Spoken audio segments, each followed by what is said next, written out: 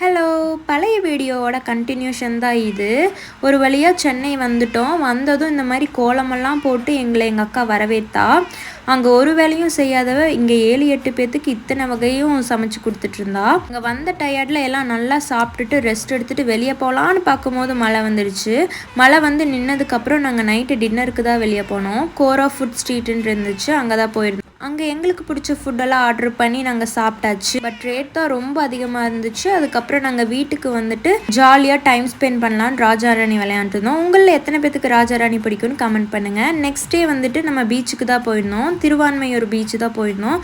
போயிட்டு ஜாலியாக ஃபேமிலி கூட டைம்லாம் ஸ்பெண்ட் பண்ணிவிட்டு சாப்பிட்டுட்டு கிளம்பிட்டோம். நெக்ஸ்ட் டே வடபழனி கோவில் தான் போயிருந்தோம். அங்கே ரொம்ப ரஷ்ஷாக இருந்தனால எல்லோரும் ரொம்ப டயர்ட் ஆகிட்டோம். வந்ததும் சாப்பிட்டுட்டு எல்லாம் ரெஸ்ட் எடுத்துகிட்டு மனசே இல்லாமல் எல்லோரும் வீட்டுக்கு திரும்பி வந்துட்டோம். இந்த மாதிரி vlogs உங்களுக்கு பிடிக்குன்னா நம்மளை சப்ஸ்கிரைப் பண்ணிக்கோங்க. பாய்.